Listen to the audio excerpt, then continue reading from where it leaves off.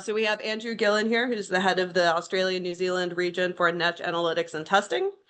And since 2014, Andrew has been responsible for product management, application testing, and marketing activities for NETZSCH Analyzing and Testing.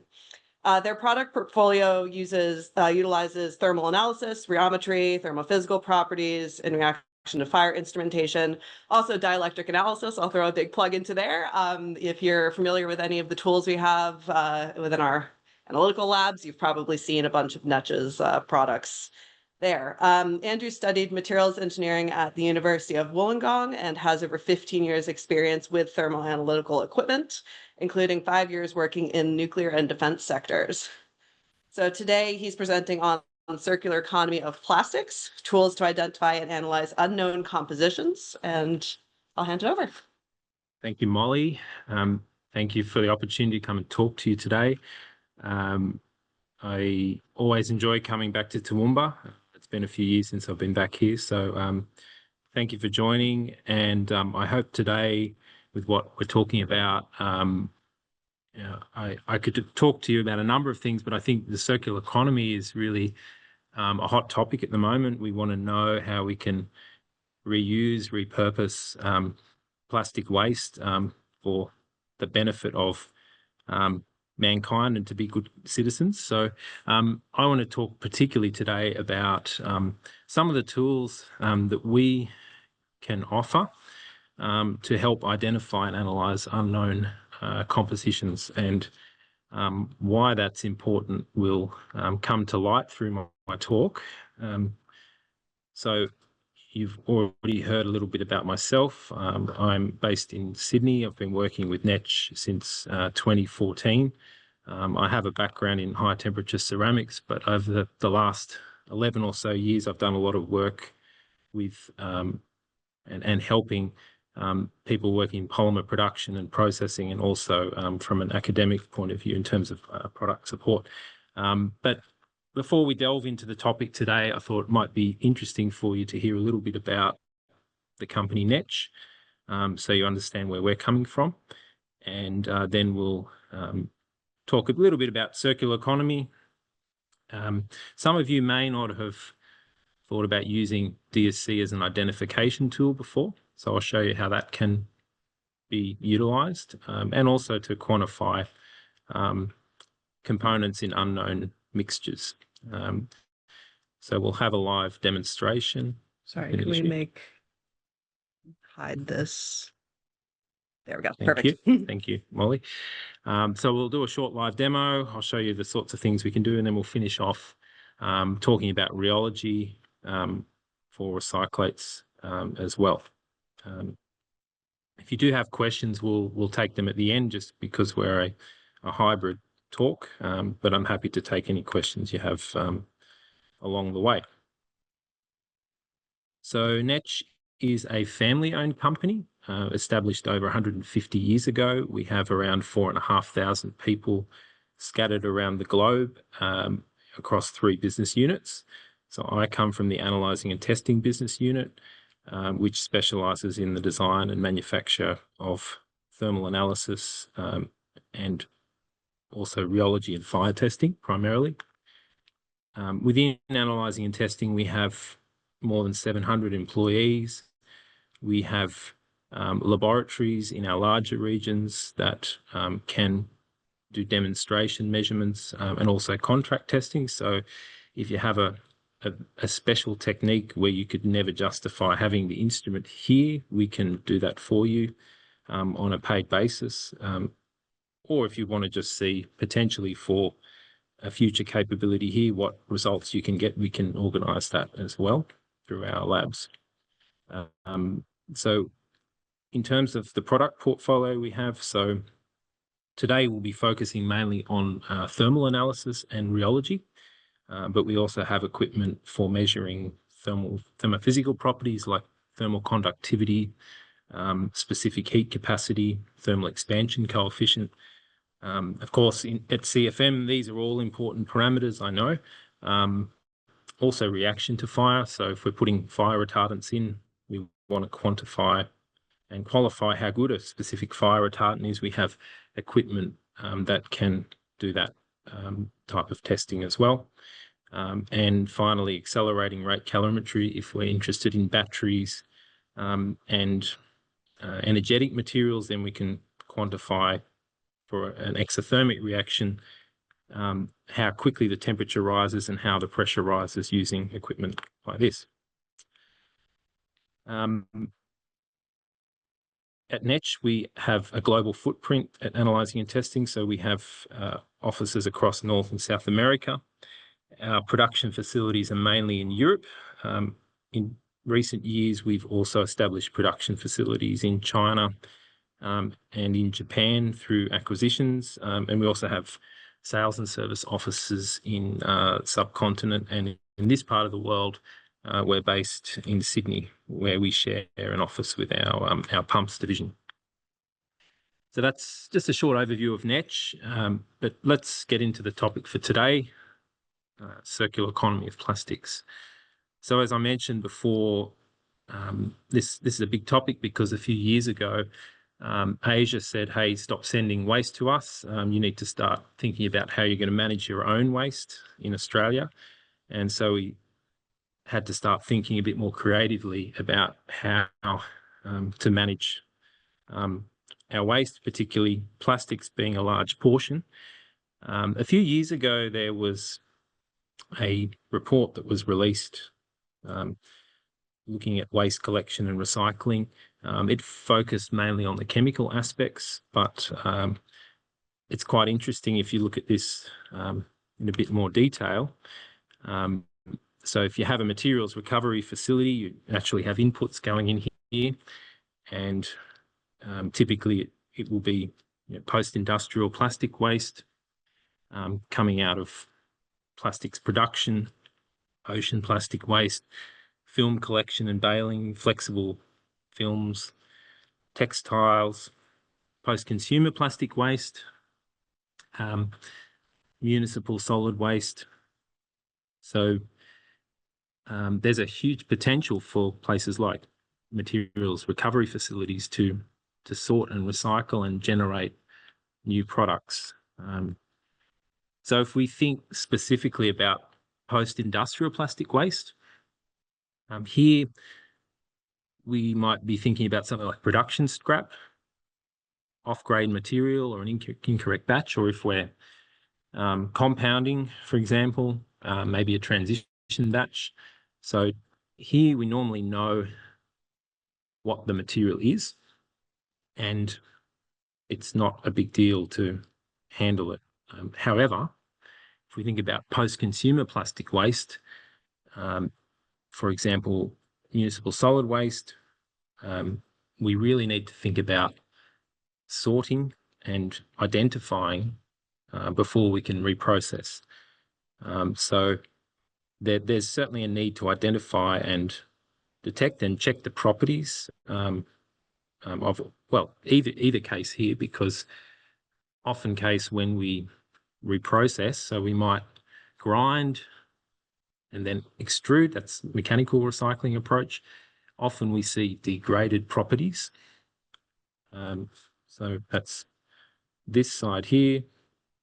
Often what we produce can be used as additives in asphalt. So we talk about polymer modified asphalt binders, or even putting things like crung rubber into asphalt. And so this is one side. A newer approach is looking at chemical recycling. So here we would basically come back to getting the virgin material properties through this approach. So we tend not to see degraded properties with this approach, but this can be a bit more expensive and a bit more process intensive. In terms of global plastics production, this is a typical European graph where Australia is left out because it's quite small, but this is from 2020, so this is a few years ago now, but it gives you a picture at least of where most of the global plastics production is. As most of you would guess, it's coming out of Asia primarily, but also North America and Europe have large contributions. In Australia and New Zealand, we're talking about less than 0.5%. but we still have our own waste to deal with, as I mentioned. So we need to think through carefully how we can reuse and reprocess, because not everyone wants our waste anymore. If we look at the plastics demand by resin type, we see that more than or around 50% is coming from polyolefins, polypropylene, polyethylene, different grades, in food packaging, reusable bags, toys, milk bottles. And if we look at this by segment, the packaging industry is a huge one, particularly for polyolefins. And so that's a big area we need to think about, how we can reuse and repurpose. And so we looked at the distribution, particularly for packaging area being the largest. And so for bottles, we're talking 66% being PET, 28% HDPE, 3% PP. Films, primarily polyolefins, LDPE, PP. And the polyolefins also feature in the electrical and automotive industry as well. One of the things that we need to think about is if we're dealing with waste that we need to identify or sort, that mixed waste, let's say, that's we need to separate. We need a means by which to identify. And one of the limitations of Fourier transform infrared is that for polyolefins, which have a CH structure, it's not so easy to distinguish with the IR spectra. So that, in essence, means that DSC becomes quite important. Differential scanning calorimetry is quite an important technique because it can analyze at least 50% of the plastics being produced in the field, and which eventually become waste. So I think many of you would be familiar with DSC already. You have it here at UniSQ. And many of you are perhaps using it for melting, glass transition determination, curing, but maybe some of you haven't used it before for identification or quantification. So that's what I wanted to talk about here and show you where it's useful. So DSC, differential scanning calorimetry, is the most commonly used thermal analysis method in the field. When I talk about thermal analysis, we're talking about heating a sample with a defined temperature program and looking at how the sample changes as a function of time and temperature. So that might be how the mechanical properties change, how it decomposes, or how heat is lost or absorbed. In the case of DSC calorimetry, we're looking at how heat is being absorbed or released by material. So the most commonly used DSC method is the heat flux method. So what we do here is we have a furnace and we have a sample pan, typically aluminium, and then we have an empty reference pan, and we have thermocouples at both positions. And then we heat the sample, typically in a linear fashion, and we have a temperature profile at the reference, at the sample, and also at the furnace for control. And what we see, if there's an effect happening in the sample, we see a deviation from the linear heating. So the heat in the case here is being absorbed by the sample, so it's a melting, could be a melting process. And so we see a deviation from the linear heating. So with this and with known melting standards, we can determine accurately melting enthalpy, onsets of melting, when the melting finishes for a given material. That's just one of many different things we can use a DSC for. We can measure the glass transition temperature. Also the thermal degradation, but I would much prefer to do that in a TGA. Normally a DSC, we do measurements below the degradation temperature because the sensor's typically more sensitive. A TGA is designed for doing degradation, although we can do some accelerated aging tests using what we call OIT testing with a DSC. So they're endothermic processes, so heat is being absorbed in the process. Exothermic, of course, heat's being released, so curing is a good example. So we can use the DSC to look at degree of cure. Also, when we're cooling a sample, we can look at if we go faster or slower, the crystallization kinetics and so on. So that approach has been around for a long time. In terms of new developments for DSC, I would say the software is a big area where there's been new developments in the last 10 or 15 years. One of those is using a DSC like an FTIR or an MS. So you can have databases where you can cross-check your measurements and even accurately identify an unknown material using DSC. And then we can use that for quality control. So we might say, okay, the melting peak needs to be within this temperature range, plus or minus a few degrees, and then we can say if it's passed or hasn't passed, and you can use your own measurements to generate databases and really get a good picture of your material from a quality control point of view. So I mentioned before about the challenges using FTIR for identifying polyolefins. Here we see a comparison of all the different polyolefins with a DSC measurement. So on the y-axis, we have DSC.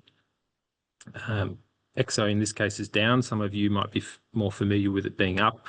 The Germans like to have it pointing down. It's semantics, but we get the same result in the end. But what you see here is for all the different grades of polyethylene, we see essentially a fingerprint for each type, which would not be the case using FTIR. And we see polypropylene, we expect to have a higher melting point for polypropylene because of its structure. We need more energy to break the bonds. But it might be the linear structure, for example, and how the polymer is arranged that can change how the melting proceeds. But with a DSC, we can get a good picture, and this really helps us to identify different polyolefin grades. Even within one grade of polyolefin, so in this case LDPE, you can see that we have different peak shapes. So the melting peak, which is the peak in this case marked at 110.2, this signals the end of melting. At the start of melting, you can see it's slightly different for different grades, and that could be because of different additives, and this can change, or also the molecular weight. And so if we want to quantify, one of the key things we need to think about is ensuring we have the enthalpy of the virgin material. This can sometimes be a challenge with recyclates because we don't know where it's come from, but we can at least attempt to find where it came from, or give it our best guess, let's say. So what I want to show you here is some mixtures of LDPE and polypropylene, physical mixtures. And here we have 20% polypropylene, 80% LDPE film. So what we see is in the light blue, we have the first heating, and the second heating, so that the second heating comes after we've cooled the sample down. So we've heated up, everything's molten here. Then we cool down and we have the crystallization of the polypropylene. This would typically act as a nucleation point for the LDPE. And then we cool down and then we heat up again, second heating. And you see we get slight differences in the peaks in each case here. And so for DSC, typically if we want to look at the processing history, we'd look at the first heating.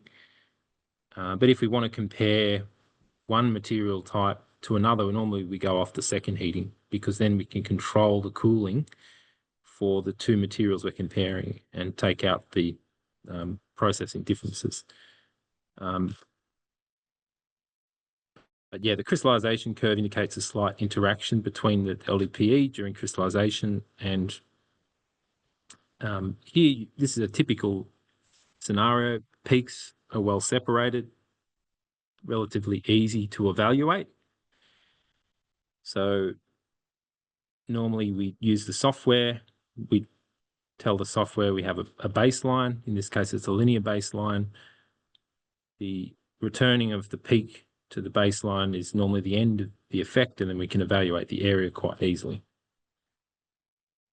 And in the software, we can also do a partial area evaluation, so we can split the two and work out the percentage of the different components. So in this case, 83.362 is coming of the peak, total peak area is coming from the LDPE.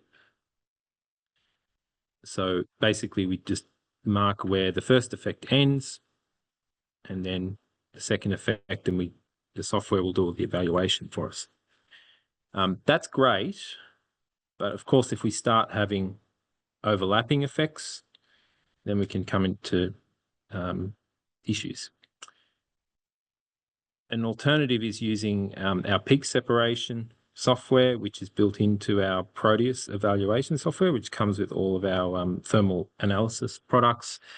And here what we can do is we basically define the boundaries, left and right. We select the baseline type, peak shape.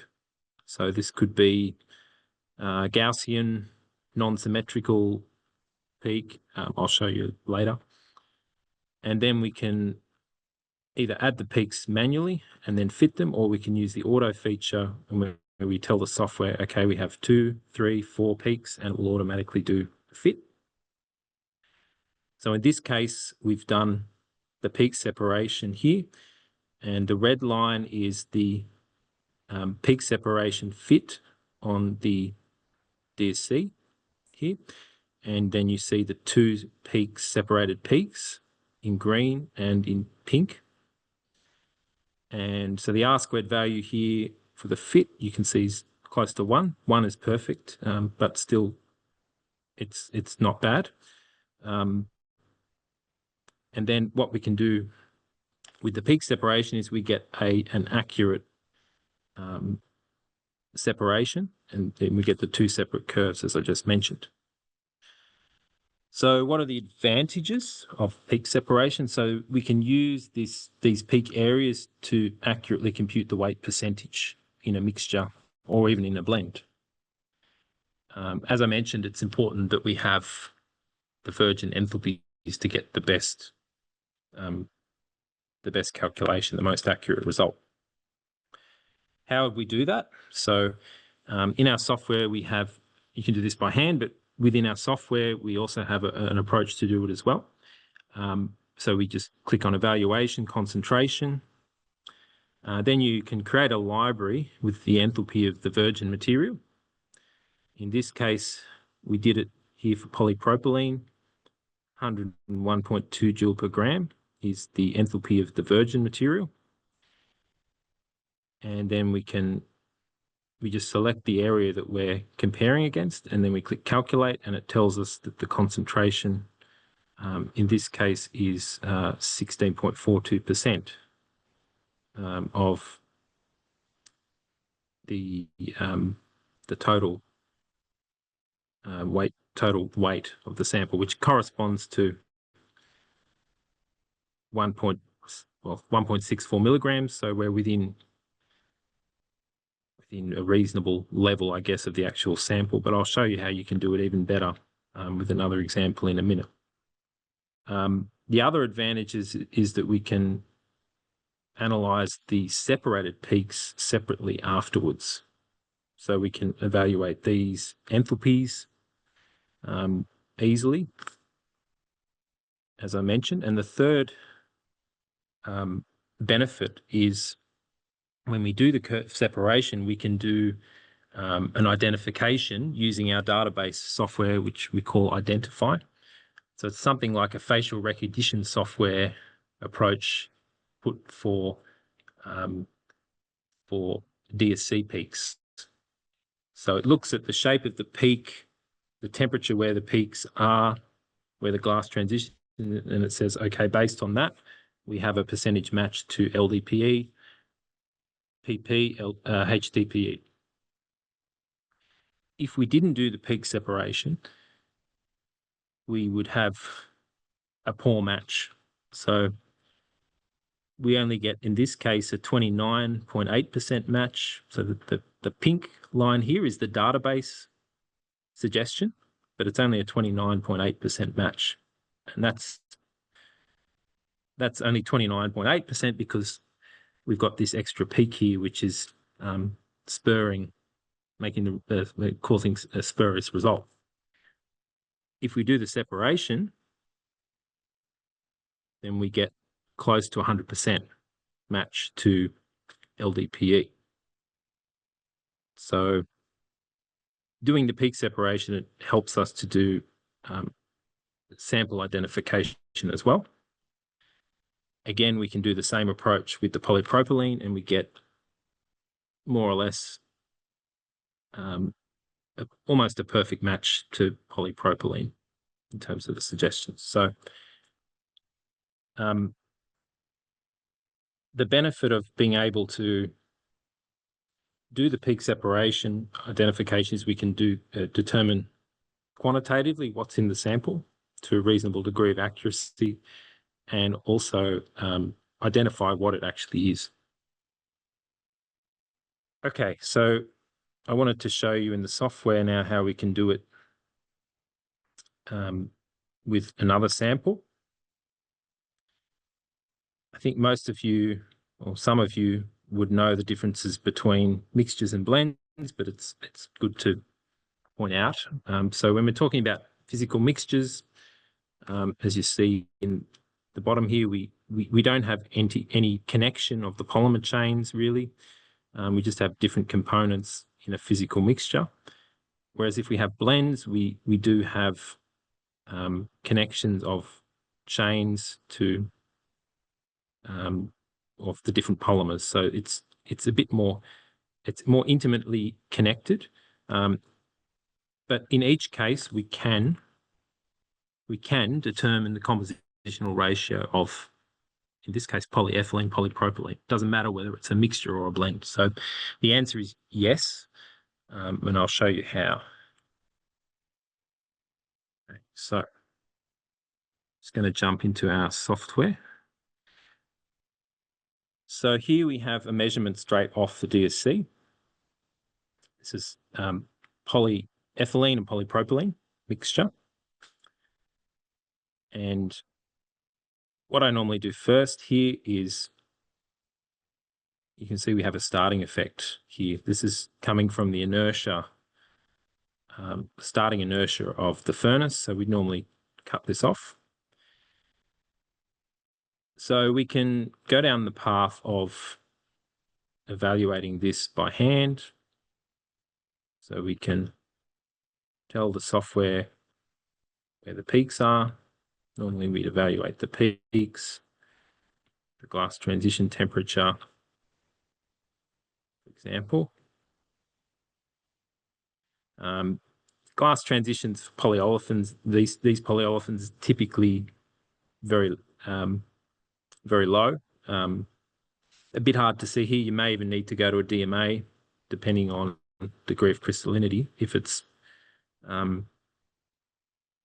a bit weak, the DMA is about 100 times more sensitive to glass transition. Just keep that in mind.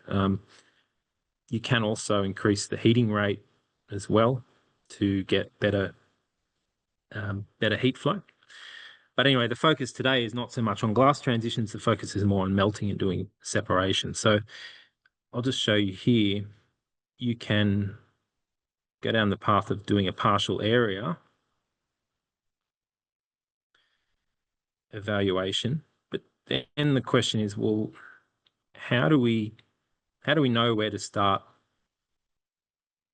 the marker? It's a bit hard to know because the baseline, if it was perfectly flat, normally you'd start it when there's a deviation from the baseline, right? But here it's a bit difficult.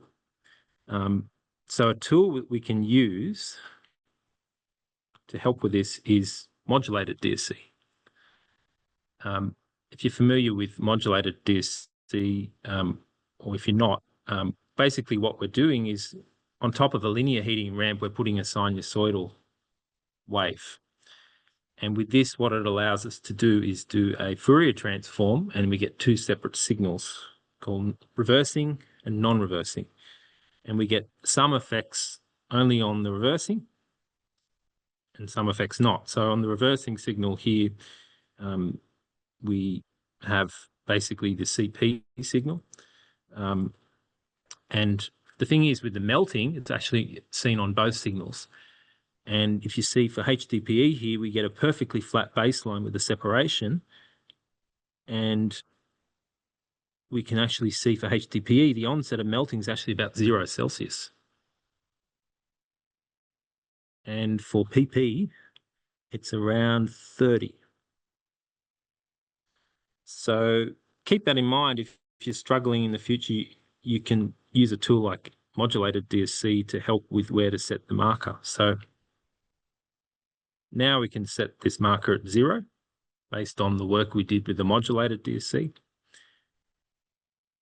Click apply. And then here we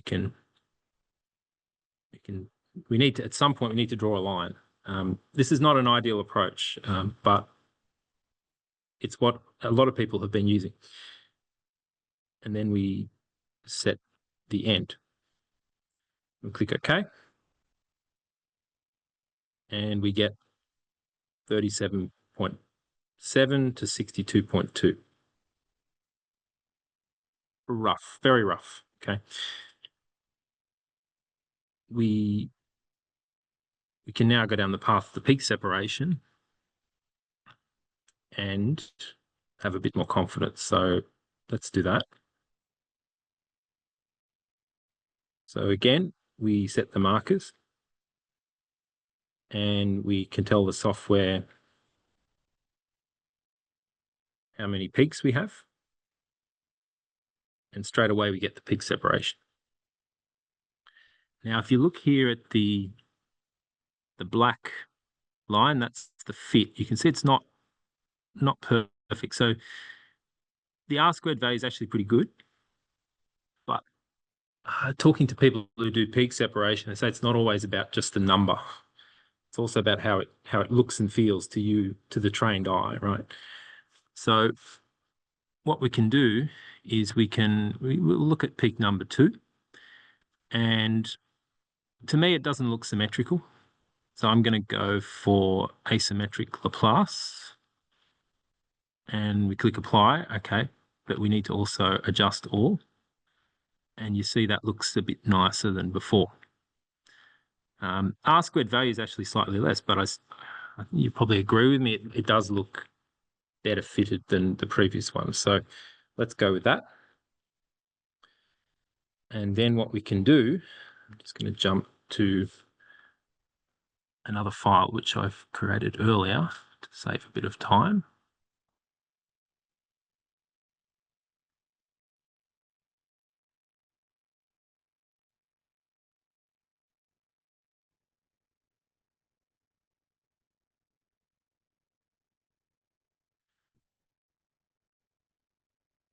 So here you have the result. Quite interesting, it's about 37.56, but I think it was a fluke that we actually got 37 0.56 before with the cutting through. I did it before in my hotel, and we got 45%. So I think we can conclude it was a fluke. What we can also do is, within the software, we can do a calculation, work out the concentration, as I showed before in the slides, and we can do an analysis of the separated curves like so.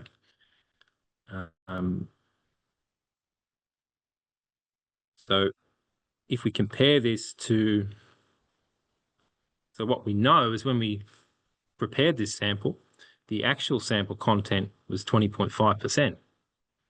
And with this approach, we got 20.07. Not bad, not bad. And it wasn't a fluke. The other thing we can do is we can use the identifier to fingerprint this. So we normally use qualitative, and you can see here we get a 99% match. Now, the databases you see here in green come with the NETZSCH software when you buy it, but you can add an additional database that has up to 1,200 polymers. It's being continually updated by the Kunststoffe Institute in Germany, and it's got suggestions from lots of different master batches.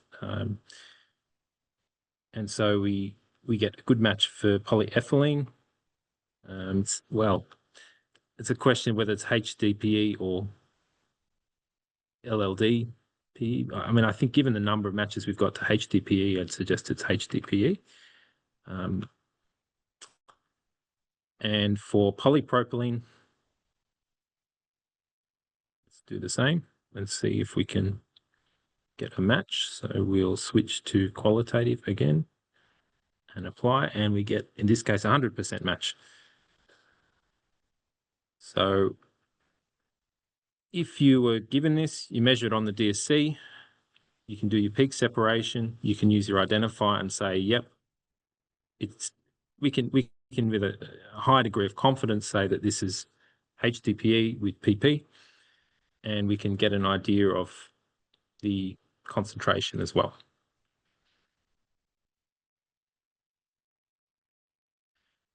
So I'll make these slides available later if you're interested. I've taken some snapshots here just to jog your memory.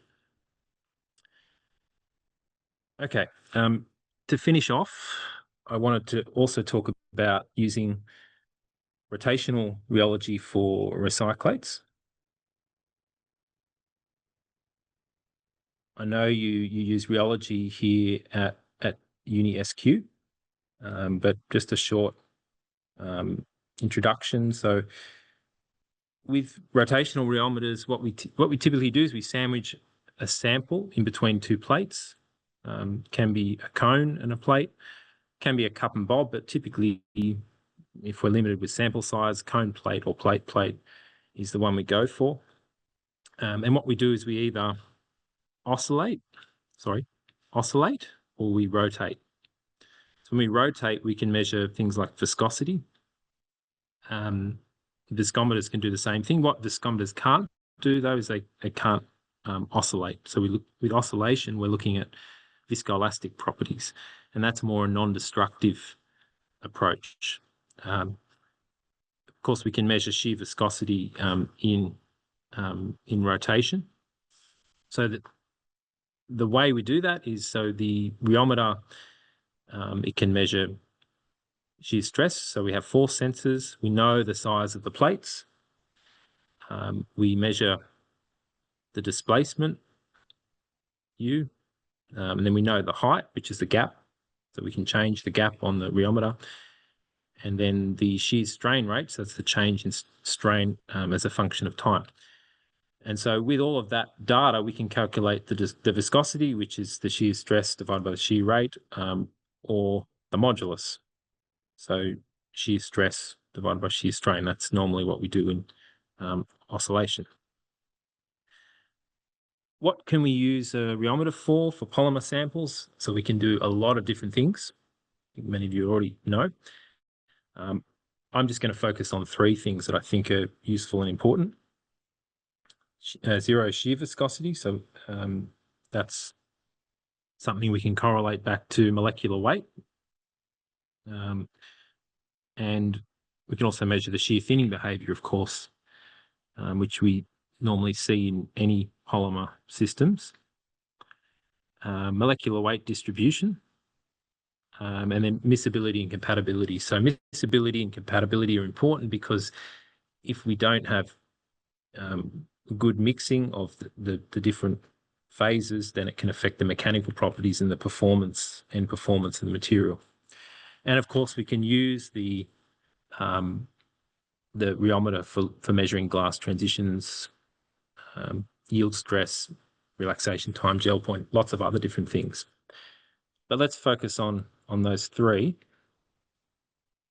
Here we've got a complex viscosity, which you measure in oscillation normally, versus frequency. And what we can see here is, so we have zero shear viscosities. That's a plateau basically at the lower frequencies and lower shear rates. And we see that a higher zero shear viscosity corresponds to a higher molecular weight. That's what we see. So we can measure this quite easily using the rheometer. And the other thing that you may not be aware of is the ability to look at molecular weight distribution and how the Newtonian plateau will give you an indication of the broadness of the molecular weight distribution. So if we head in this direction, we have a broader molecular weight distribution. So a longer Newtonian plateau means decreasing broadness of the molecular weight distribution. So this can be quite easily determined using rotational rheometer. Oscillation frequency sweeps. So we can also look at how the crossover of G prime and G double prime. So this is if something's G has a dominated or higher G prime, means it's solid-like behavior. If it's has a higher G double prime, then it's liquid-like behavior. And that can have a lot of implications for the application of the polymer. If it's maybe a mixture with particles inside it, it can have implications on suspension stability. But here with the rheometer, we can look at how the molecular weight affects the crossover. So a higher molecular weight corresponds to a lower crossover frequency. So obviously molecular weight is really important to know and understand. And often we see in recyclates that the molecular weight can change through regrinding, which affects the mechanical properties, can affect mechanical properties as well. So we did some work in collaboration with University of Wisconsin-Madison some years ago, and we ran some rotational rheometry measurements shown here. Importantly, we did an amplitude sweep. When we're measuring an oscillation, typically the first step is you do an amplitude sweep first to make sure you stay in the linear viscoelastic range. If you go outside of that, you can damage the structure of your material. So that's why we determined a strain that was reasonable using an amplitude sweep here, 1 millimeter gap. And then we use what we call a Cox-Merckx rule to convert the frequency on the x-axis to shear rate. So here you see shear rate versus complex viscosity. And what we did is we compared on the rheometer virgin material and recyclate, regrind material. And so we found that the complex viscosity of the virgin polypropylene is higher, particularly closer to rest, than the recyclate. And we did GPC chromatography to confirm that reduction of the molecular weight actually occurred during the processing step. And that explains why we have this difference in flow properties. And that's quite important if you're going to use a recyclate instead of a virgin material to do the same thing. And if the flow properties change, that can have implications on your processing. So rheomina, quite powerful for doing a comparison like that. Blends. So here we looked at polypropylene and LDPE recyclate. You can see here clearly that polypropylene in black, this is the pure polypropylene here in black versus the recyclate, the pure recyclate, let's call it, in green. And then we had mixtures of across the spectrum from 25, 50, 75. And what we see is we see that the rule of mixture is followed above a shear rate of about 50 reciprocal seconds. Below that, we don't see the rule of mixture. So interesting, if you're looking at making blends, you want to know the flow behavior. The rheometer will tell you quite easily and quite efficiently what your flow behavior is. Miscibility and compatibility. So as I mentioned earlier, if you're making blends and you don't get miscibility, then you're going to have separate phases which can affect your mechanical properties and performance. So the rheometer there's a couple of approaches that are commonly used to determine the miscibility. So the first one is using a hand plot, where we compare the log of G prime with the log of the, log of the G prime versus the log of the G double prime. If we get a linear relationship, we conclude that the blend is miscible. We can also use a Cole-Cole plot. So here we have the complex viscosity versus the imaginary part versus the non-imaginary part, say, and we were looking for a curvature here. The blend needs to stay within the boundaries. I prefer using the hand plot because you're just looking for a straight line. But in this case, we looked at the miscibility of the different blends, and you can see we get straight lines here, 0.999, 0.99, in all the cases. So this blend, or all the blends in this case, are miscible.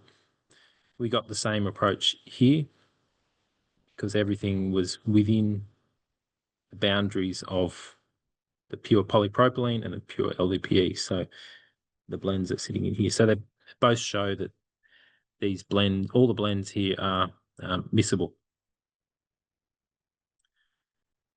And we talked about mechanical properties. So it's often quite interesting to think about, well, could we even achieve better mechanical properties by adding virgin material, or even better recyclates if we're trying to use waste in a good way? And here what we can see is, if we look at the stress strain curves for polypropylene versus LDPE, pure materials, versus the blends, you see that the polypropylene is the most brittle. So basically elastic, and then it snaps at low strain. The ductility, obviously, the LDPE is much higher. But what is interesting is the sample with the 25% PP added actually has better ductility than the pure LDPE. So from my point of view, it's quite interesting, because if you can use recyclates, achieve better mechanical properties, that's a win-win. So rheology to help understand the miscibility, compatibility, and then you can do mechanical tests afterwards to confirm. A good approach, I would say. All right, so that brings us to an end. So in summary, plastics are a big challenge, and we have to sort and identify, and I would like to think that DSC is a really useful tool in that process, and we're actually seeing in industry more and more people are moving to having DSC in their labs for that reason, particularly for food grade applications where you can't really take a risk, let's say. And DSC, I think, is so powerful because it allows us to identify different grades of polyolefins and different types of, for example, HDPE, LDPE, that appear to have the same CH structure, or appear to be the same material with FTIR, but they're actually not if you delve into DSC. DSC, we can use it for identification and also quantification, as I showed you. And finally, using rheometry, we can look at the effect of degradation of regrind on processing behaviour, flow behaviour, screen blend compositions, and then ultimately achieve perhaps a win-win where we improve the mechanical properties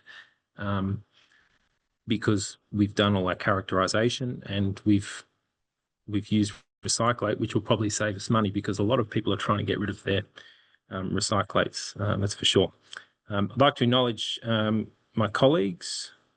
We do have resources that you might be interested in, thermal properties of polymer posters, that you may have some already, but if you're keen to have those, let me know. I can send some up to you.